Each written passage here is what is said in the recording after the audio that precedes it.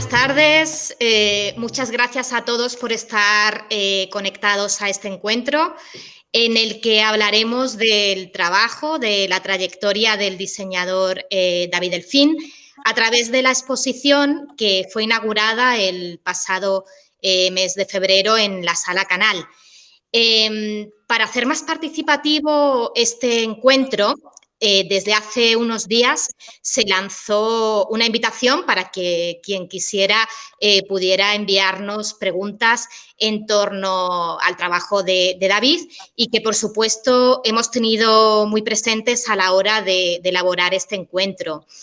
David Delfín es uno de los diseñadores españoles con un planteamiento artístico más interesante.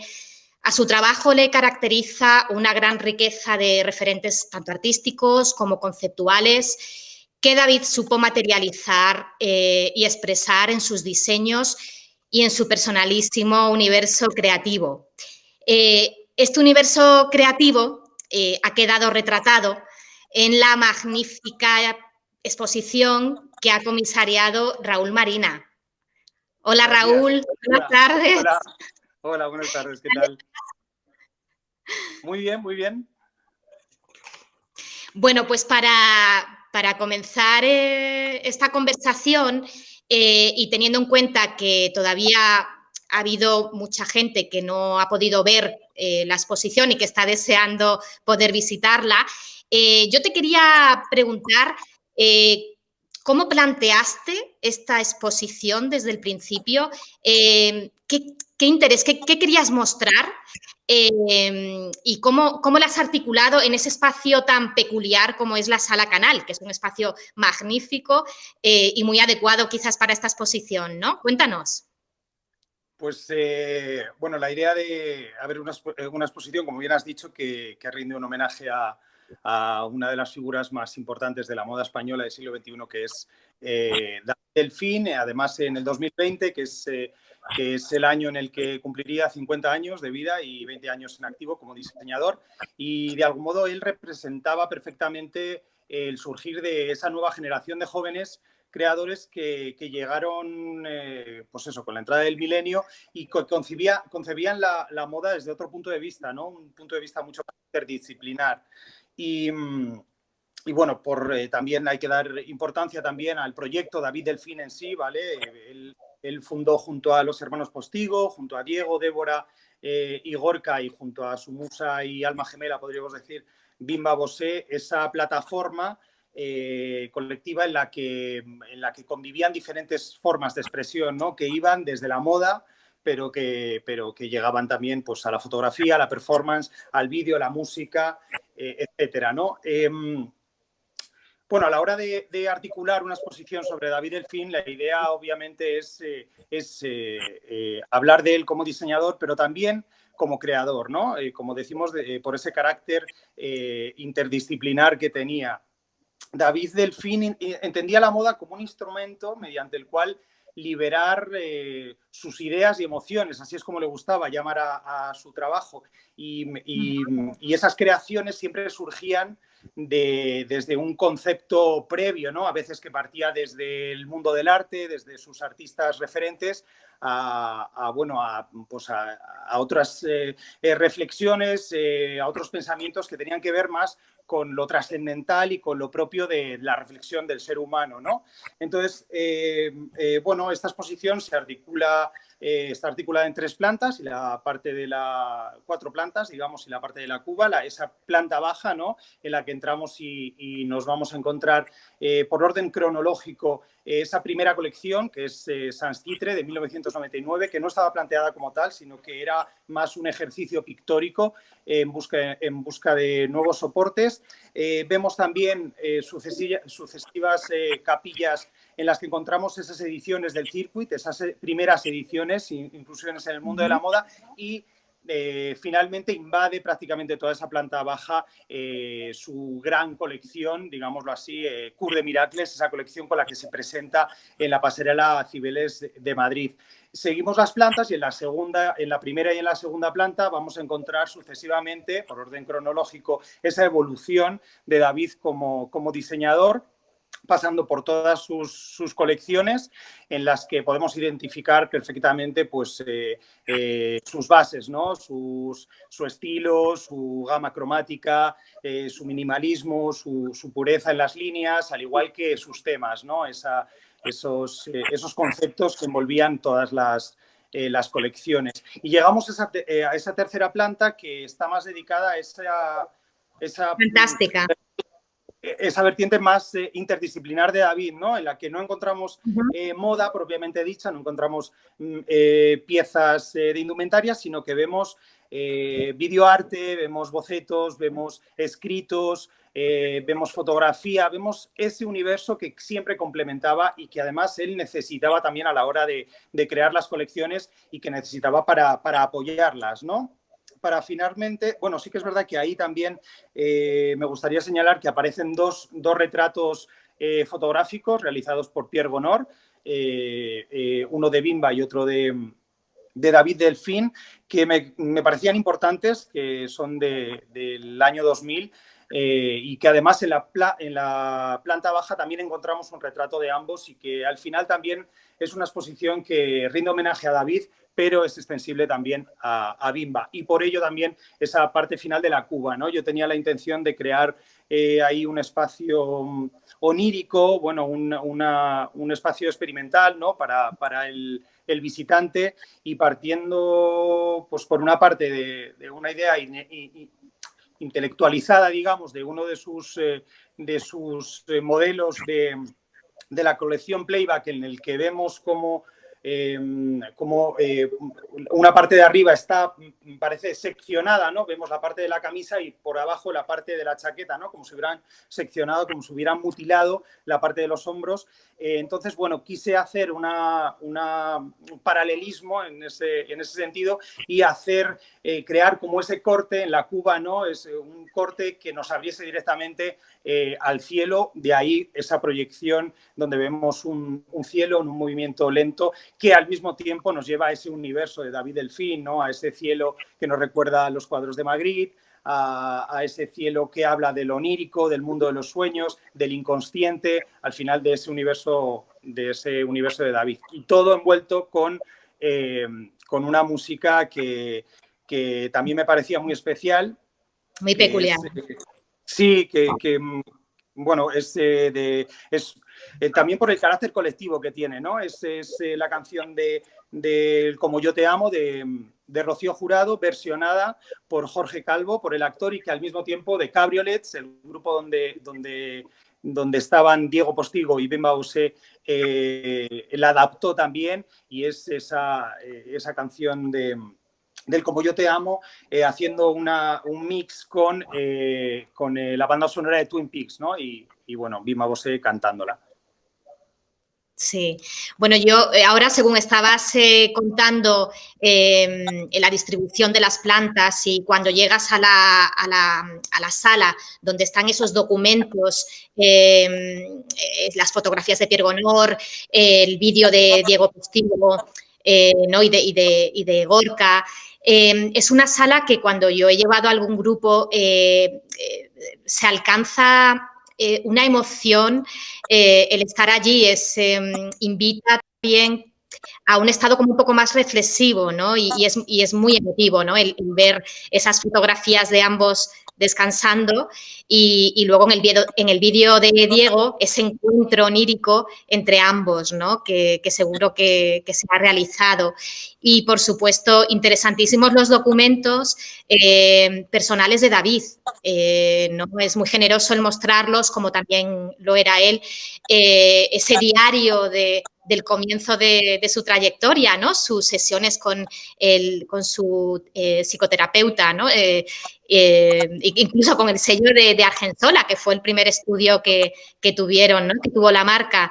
Y, bueno, pues me parece que esa distribución, que además has contado muy bien, ayuda a tener una visión muy completa del trabajo de David, ¿no? Sí, porque como decías, yo creo que es muy importante visualizar eso, porque era material de trabajo de David, ¿no? Esos diarios, esos escritos, al final, todo eso formaba parte de cada una de sus colecciones también, ¿no? Y las apoyaba.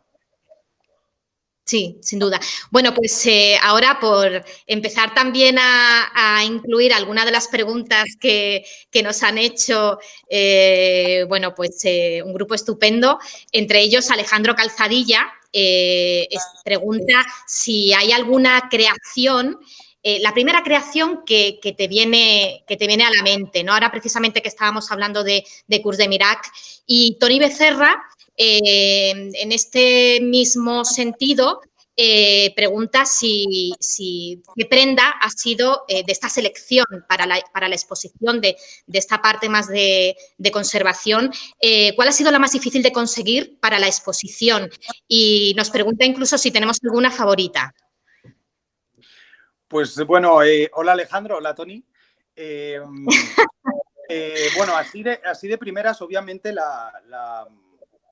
las piezas que me vienen a la mente inmediatamente pertenecen a esa colección de Miracles, ¿no? Recordemos que fue esa llegada de David Delfín a la pasarela Cibeles, y que fue una colección, perdona, fue una colección que estuvo envuelta por una polémica de alguna manera inexplicable, pero que un sector de la prensa la tachó de irreverente y ofensiva por relacionarla con una situación bélica que estaba ocurriendo en un determinado punto del planeta, en este caso Afganistán.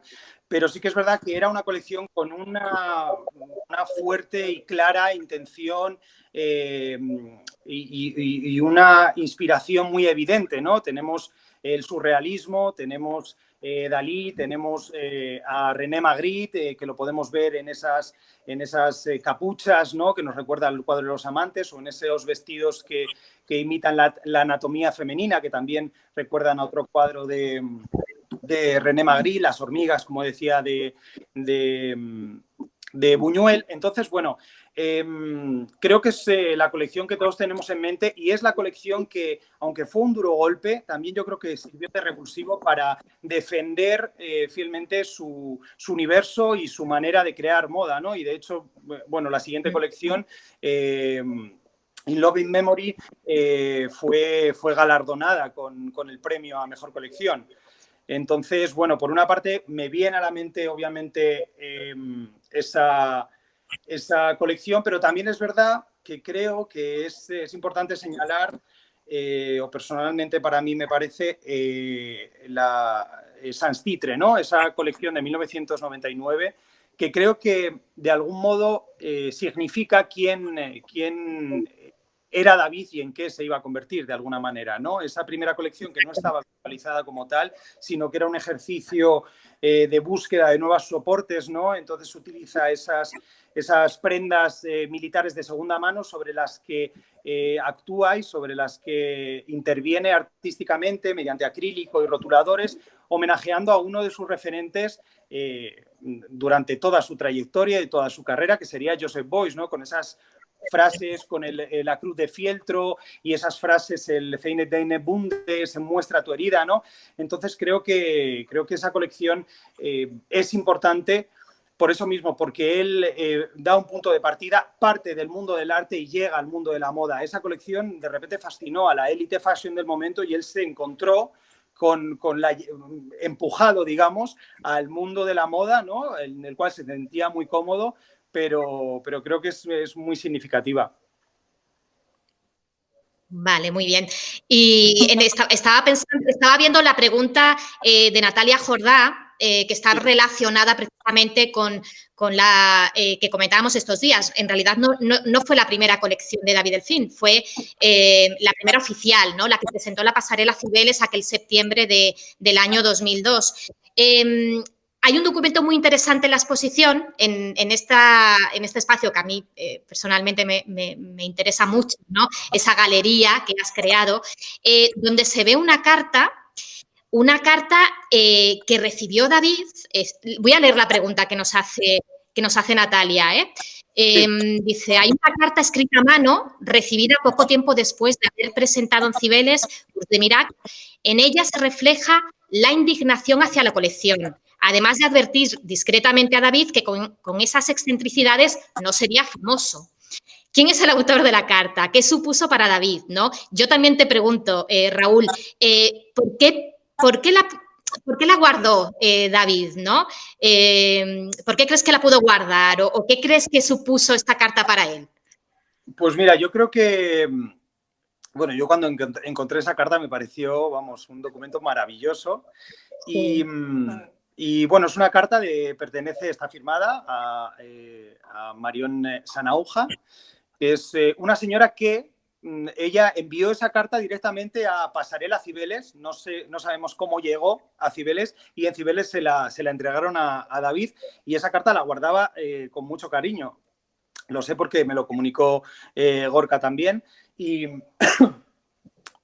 es una carta que, como tú bien dices, de una señora que no sé exactamente quién puede ser, digámoslo así, pero por la letra, por la tipografía, parece una señora de una edad avanzada que seguramente perteneciese a una clase social alta y que seguramente hubiera disfrutado de los modistos del siglo XX como Pertegaz o Balenciaga, ¿no? Que a los que nombra y a los que compara con David para decir, tú no tienes nada que ver con esto y tú nunca vas a conseguir hacerte un hueco dentro del mundo de la moda. Claro, yo creo que la guardó también porque, en vez de parecer una crítica, creo que es una carta que también sirve de marcar una diferencia, ¿no? Creo que David no pretendía ni compararse ni acercarse a los grandes modistas, ¿no? Él pretendía hacer otro tipo de moda, ¿no? Una moda mucho más transgresora, mucho más vanguardista y más relacionada con otros temas, más relacionada con el mundo del arte y con la psicología, con otras reflexiones muy diferentes a esos grandes modistas, ¿no? Sin duda. Bueno, yo tengo que contar a título personal que estaba en ese desfile, en septiembre del 2002, aquella catombe de día, ¿no? Pero en realidad, bueno, todo resultó y lo explicó muy bien en su momento David, aparte del concepto artístico surrealista, ¿no? De René Magritte, como has estado contando, pues un fallo un poco también técnico con el tema de la iluminación, que las modelos no veían, ¿no? Pero muchas de ellas quitaron ese tejido, ¿no? Que llevaban en la cabeza y tal. Vieron naturalmente los verdugos y siguieron caminando. Y ya está, claro, y el desfile continuó, ¿no? Pero bueno, ahora hablando de esta carta, lo relaciono de alguna manera con el momento en el que yo conozco a David, que fue con una carta todo lo contrario a esta, de esta señora, porque fue un email que escribía Dani Panulo, que también conocemos muy bien. Entonces, yo conocía a Dani y sabía de su vinculación con David, entonces le escribió un email toda indignada porque no entendía nada, ¿no? A mí me había parecido un desfile con una colección preciosa, con un concepto artístico espectacular. Y bueno, pues Dani le enseñó ese email a David y fue lo que a partir de ese momento, gracias a él, pudimos conocernos, ¿no? Fíjate qué contraste entre uno y otro, pero a él seguro que le divertía muchísimo y como has dicho tú, pues lo veía de una manera, ya solo el guardarlo, ¿no? Como documento. Sí, no, y estaba guardado perfectamente con el sobre y vamos, yo sé que con especial cariño. Y ahora que nombras a Dani Panulo también yo creo que es importante, ¿no? Esa llegada de David a Madrid y cómo Dani Panulo fue su guía en ese Madrid más underground. Recordemos que David empezó como artista, también como actor, trabajó en Productos Lola con Dani Panulo, realizando cabaret y bueno, Dani me enseñó también mucho documento que tiene él previo, digamos, a David Delfín, en el que vemos también el ritual de David a la hora de crear, ¿no? Tenía bocetos, tenía escritos en diferentes materiales, ¿no? En simples servilletas de bar, en hojas de un restaurante, o sea, era como un poco su idea y su ritual creativo, ¿no? Que no era nada ortodoxo y que en realidad era según iban apareciendo las musas, ¿no? Totalmente. Sí, bueno, pues hablando de ese momento, de ese primer momento también en el que nace, bueno, no sé si decir la palabra nace, pero David Delfín, esa tipografía, ¿no? Que es tan importante en su trayectoria.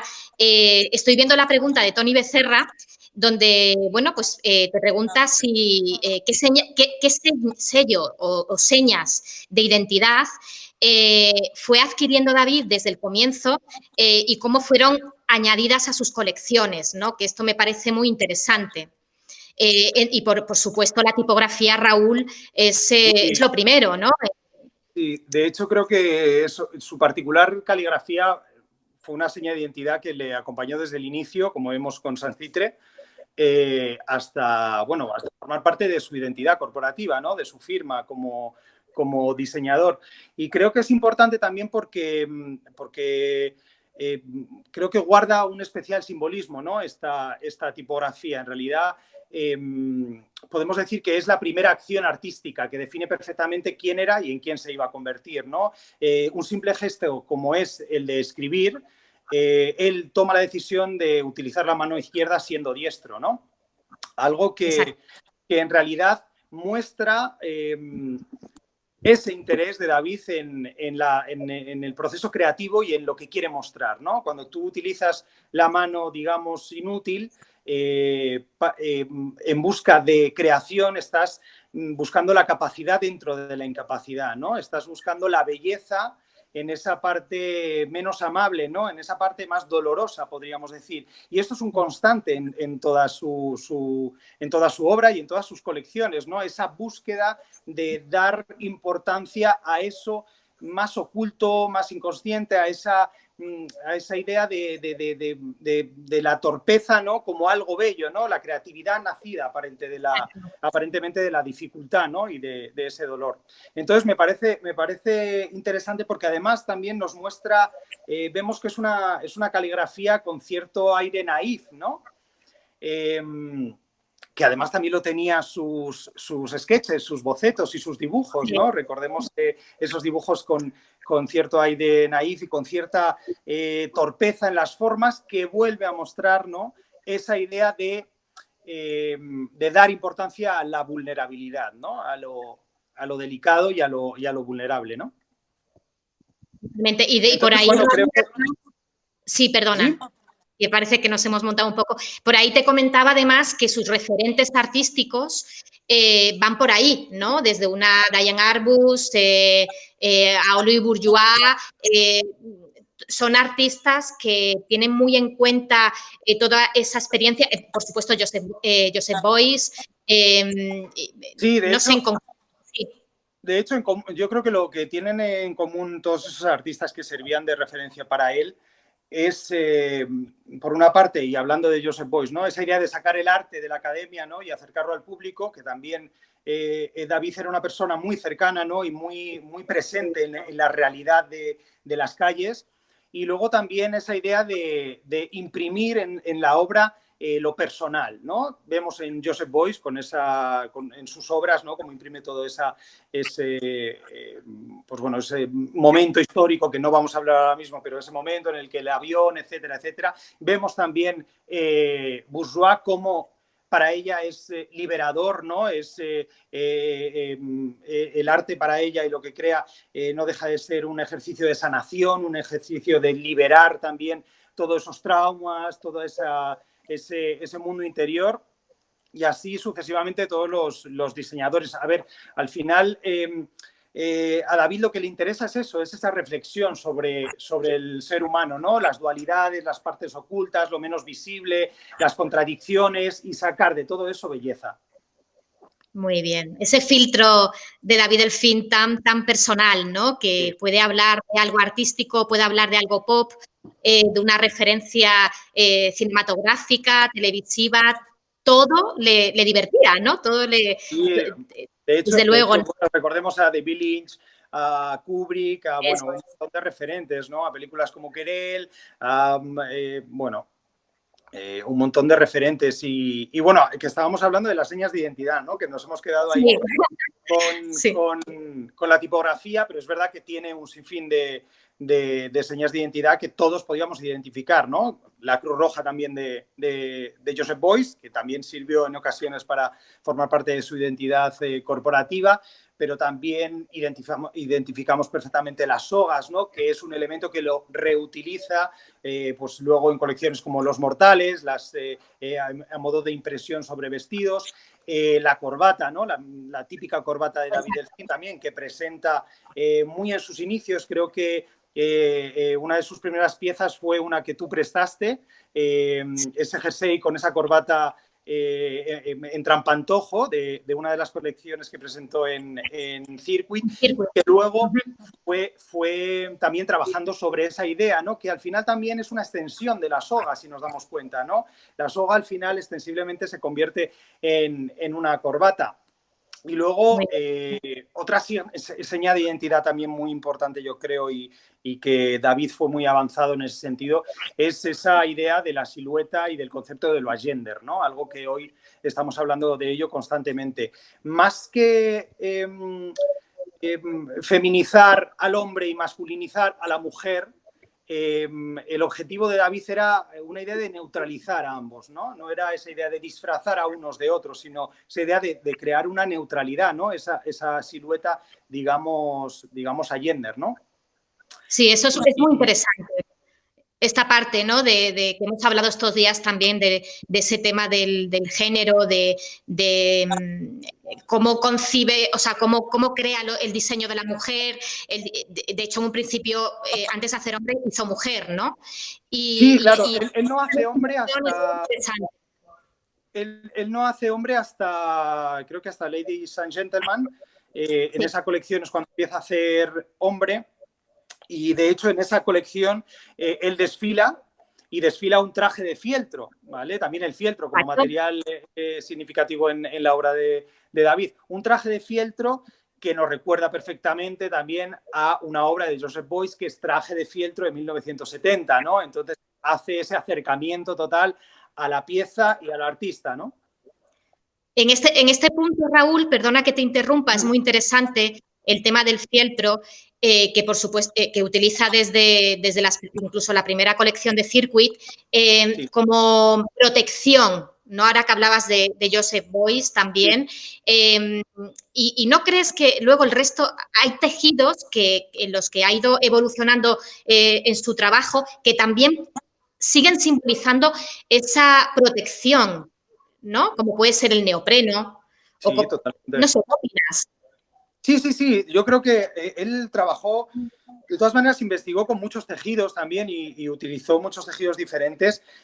Como bien dices, el fieltro al final también se apropia, ¿no? Digamos, entre comillas, de esa idea y de ese concepto que tenía Joseph Beuys acerca del fieltro como algo curativo por su experiencia en la Segunda Guerra Mundial.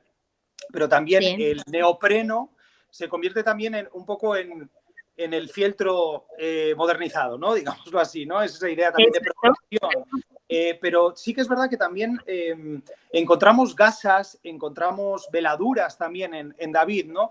Entonces hay esa idea de protección, pero también esa idea de, digamos, de ligereza, ¿no? Ante lo mismo. Al final siempre jugaba con esas dualidades. Elegantísimo, además. Sí. Desde la primera colección. Sí, y seguíamos hablando de esas señas de identidad, que bueno, pues hemos hablado de esos materiales. Bueno, la calavera, ¿no? Raúl, no sé si hemos hablado de la calavera, ya has citado tú In Loving Memory, que creo que a partir de ahí, sí, se repite en ese momento. Dime, no, perdona. No, nada, continúa tú con el desarrollo de este tema que nos va a llevar también a lo que él consideraba la vida y la muerte, ¿no? Como ese paso de crecimiento. Sí, pues como decías, la calavera también era otro símbolo importante que utilizó durante toda su obra y que incluso, mira, ahora recuerdo una pieza muy interesante, para mí una de las favoritas, es un pequeño caligrama que está en la tercera planta, que bueno, él crea un poema, hace 2 versiones del mismo poema. Y entonces en la segunda, un poema normal, digamos, y en la segunda versión de ese poema vemos cómo intencionadamente rompe con la lógica y la sintaxis de las palabras para, bueno, casi acercándose a la escritura automática, ¿no? Surrealista, para crear esa figura, ese caligrama en forma de calavera que nos recuerda perfectamente a los caligramas de Apollinaire y de los simbolistas, ¿no? Es maravilloso ese caligrama. Yo no lo conocía, Raúl. Lo he Sí, no, yo conocido tampoco, ahora en... yo lo descubrí, yo he descubierto muchas cosas en la exposición. Vamos, creando la Sí. exposición. Bueno, hablando de exposiciones y de ese espacio del que estamos hablando tanto, también ahora en ese contexto de In Loving Memory, Mimanchi, está también la exposición que hizo en Soledad Lorenzo, ¿no? Que también constituyó un hito en lo que se refiere a la cultura de moda. De hecho, fue... Sí. Sí, o sea, en 2004 él logra, bueno, digamos, traspasa, ¿no? Esa frontera que existe entre arte y moda y crea esa exposición, extimidad, un concepto que puede hablar de algo muy, muy curioso, ¿no? Y muy, muy interesante y muy significativo en David Delfín, que extimidad al final es como lo íntimo dentro de lo íntimo, ¿no? Es todavía como rizar el rizo. Y esa exposición fue significativa por eso mismo, porque acercó de alguna manera el mundo de la moda y las piezas les dio un valor artístico. Efectivamente. Luego se sucedieron más exposiciones. La exposición en el Guggenheim, exposición en el CAC de Málaga también, o sea... Cuerpo extraño, la pieza Cuerpo extraño, que se puede ver en la exposición también. Me parece una pieza artística, audiovisual, pero muy, muy elegante, ¿no? En esa... es que era extraordinario cómo además en ese momento, creo que hoy en día, ¿qué opinas, Raúl?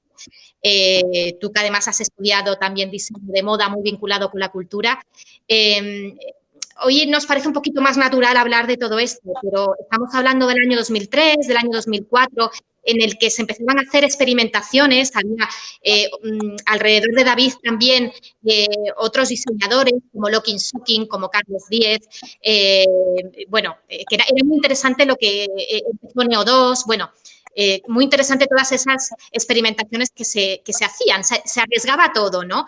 Y, por ejemplo, el caso de David, él decía que la galería de arte la había llevado a la moda y la moda, o sea, la pasarela, la había llevado de nuevo a la galería. Y bueno, no sé qué opinas de esto, pero al final David era un profesional de la moda. Él amaba el lenguaje de la moda y de la pasarela.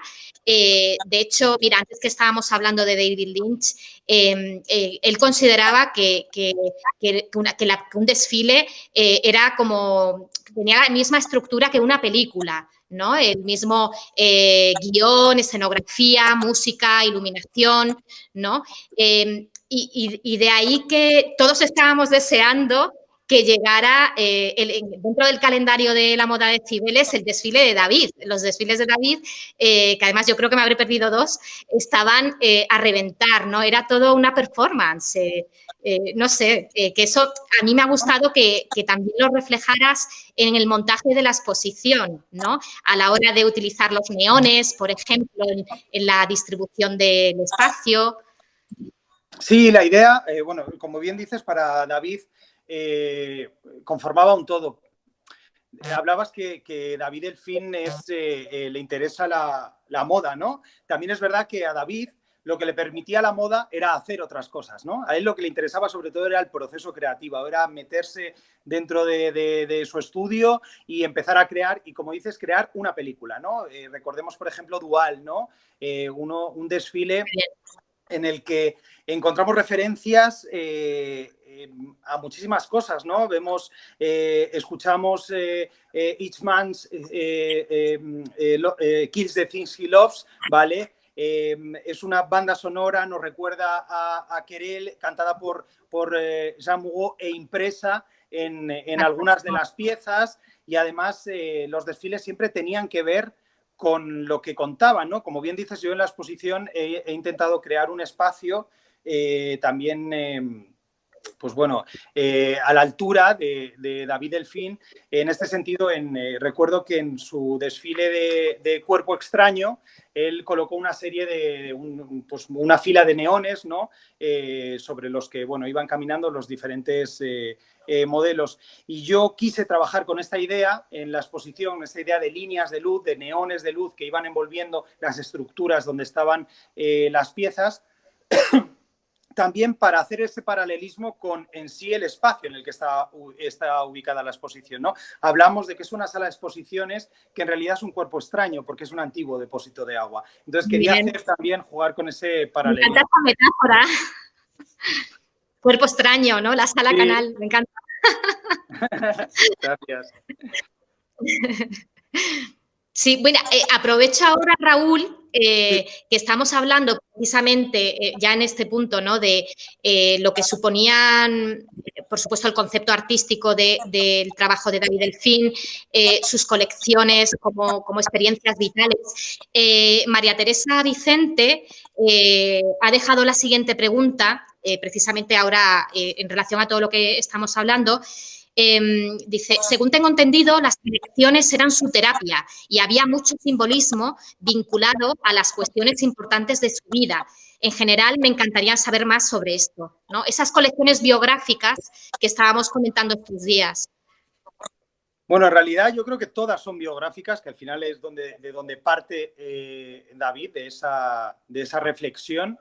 Y como bien dice, yo creo que para él el proceso creativo era una terapia, ¿no? ¿Por qué? Porque él siempre pretendía llegar a esos lugares inaccesibles, ¿no? A través de esa continuada catarsis que representaba esa creación artística. De algún modo volvemos a compararlo con artistas, con sus referentes como Bourgeois, ¿no? Para Bourgeois y para David, el arte tenía algo de sanador, ¿no? De curativo, esa idea de redención a través de la obra, a través del arte, ¿no? Y para David yo creo que sus colecciones, que su obra, él creaba con esa intención de curar, ¿no? De estrechar lazos, de aliviar ciertas tensiones existenciales que ocupan al ser humano, ¿no? Y por ello identificamos perfectamente en su producción esa impresión, ¿no? Cómo imprime cada emoción y cada idea en cada una de las piezas, ¿no? De ahí también lo que hablábamos antes del simbolismo, ¿no? Que al final es una extensión de la idea de la terapia, ¿no? De ese efecto. Los títulos de las colecciones también, ¿no? En eso te has fijado especialmente. Sí, por los títulos. Eso es, claro, al final esa idea de la terapia, esa idea del psicoanálisis, él estaba enamorado de Freud, él estuvo haciendo psicoanálisis durante muchísimos años porque le interesaba esos lugares ocultos, ¿no? Esa parte irracional del ser humano.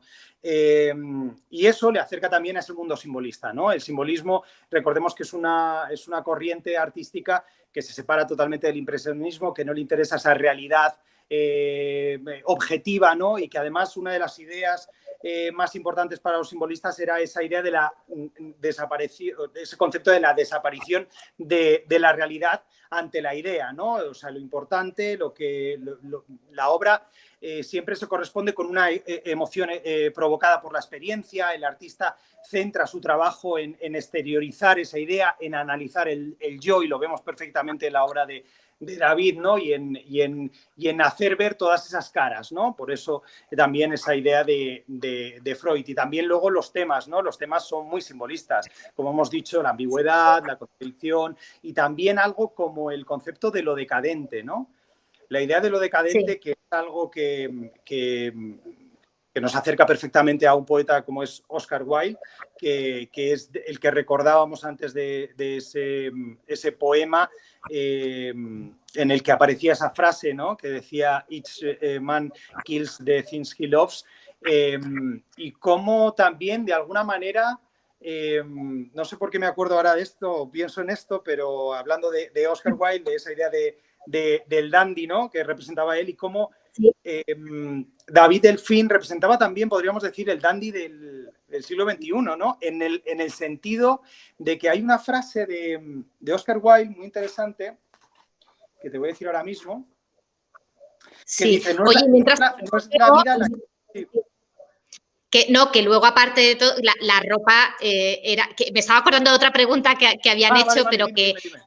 De esa transgresión, que se quedó David siempre con transgresión, pero que todo tiene que ver pues con todo lo que estamos hablando de lo conceptual y lo artístico, pero que la ropa era preciosa, que sentaba muy bien. Yo eso siempre con los grupos, ¿no? Pero al final, si nos damos cuenta, o sea, él encontraba belleza en esa parte que entendemos como fea, ¿no? De una manera como, bueno, pues cultural, digámoslo, ¿no? Entonces, intentaba romper con eso, ¿no? En la incomodidad o lo que nos resulta más feo o menos amable del ser humano, él encontraba la belleza y por eso sus piezas eran espectaculares, ¿no? Y al final atemporales también. Él no se dejaba llevar por un juicio estético, sino que las cuestiones existenciales del ser humano en realidad, bueno, pues son totalmente, no seguían por las tendencias, ¿no? Digamos. Y querías hablar de Oscar Wilde, perdona que te interrumpí. Sí, pero bueno, no te preocupes porque yo no sé si nos va a dar tiempo a continuar, no te preocupes. Bueno, no, yo ahora, según estabas hablando de las colecciones, y yo recuerdo una que fue maravilloso el desfile y la colección también muy bonita y además se vendió muy bien, tengo que decir, pues fue la colección Missing, que está representada en la exposición preciosa, ¿no? ¿Qué pasa ahí con el luto? ¿Cómo lo transforma David, Raúl? Bueno, el Missing es otra colección que también vemos una seña de identidad muy significativa de David Delfín, que es el juego con la propia corporeidad de la prenda, ¿no? Que él constantemente juega con eso, ¿no? Trabaja con las formas partiendo del cuerpo humano, pero a veces también intenta que el cuerpo humano se adapte a las formas que él crea, ¿no? Y lo vemos perfectamente en Cuerpo Extraño, en esa camisa abotonada en la frente, pero también lo vemos en Missing o en otras colecciones como la camisa Narciso, me viene a la mente, ¿no? Esos dos cuellos arriba y abajo, pero en Missing vemos como elegantemente, de una manera muy sutil, parece posar las prendas sobre el cuerpo, ¿no? Haciendo prácticamente el cuerpo femenino inexistente. Y como bien decías, lo del tema del color, ¿no?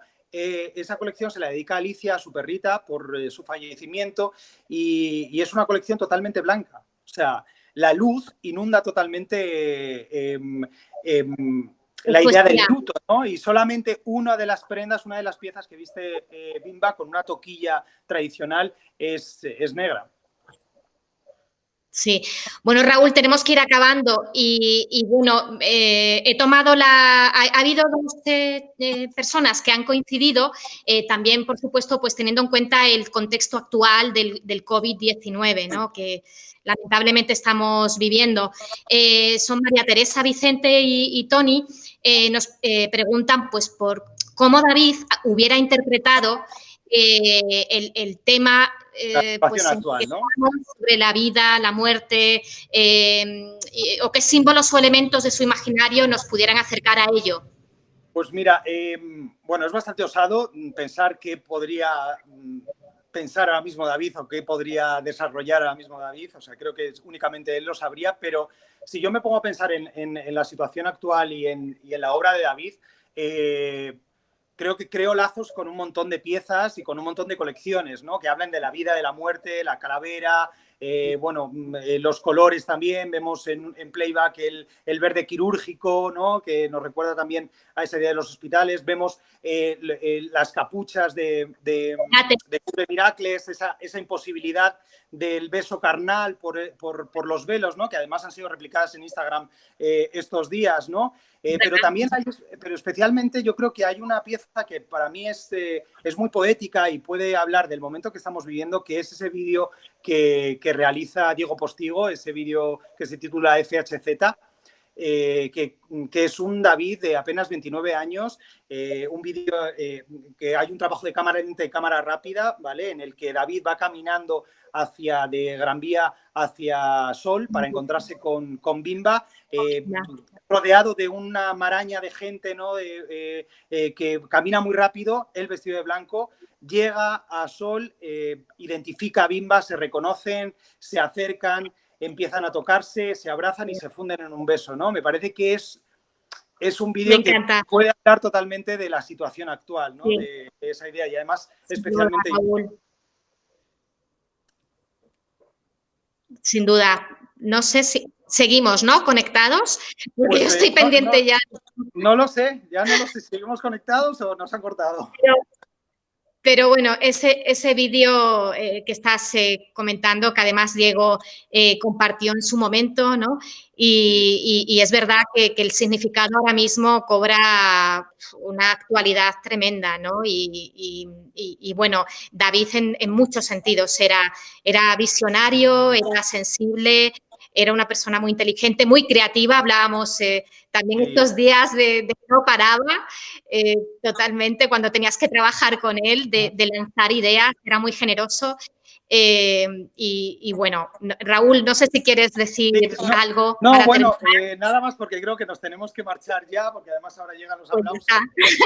Pero bueno, sí que es verdad que quiero recordar que muy importante, la exposición, no hay fecha de reapertura, ¿vale? Todavía por la situación que estamos viviendo, pero es importante saber que en el momento en que se abra va a estar hasta el 26 de julio, ¿vale? Vamos a poder disfrutar de ella hasta el 26 de julio. La fecha de apertura se comunicará por Cultura Comunidad de Madrid, las redes sociales, pero bueno, estoy muy agradecido de que es una noticia muy buena, Raúl. Darla. Pues muchísimas gracias, Esperanza. Muchas gracias a ti, Raúl, por tu trabajo y por este ratito para poder hablar de David. Siempre. Un placer como siempre. Un beso. Un abrazo. Adiós a todos. Adiós a todos. Gracias.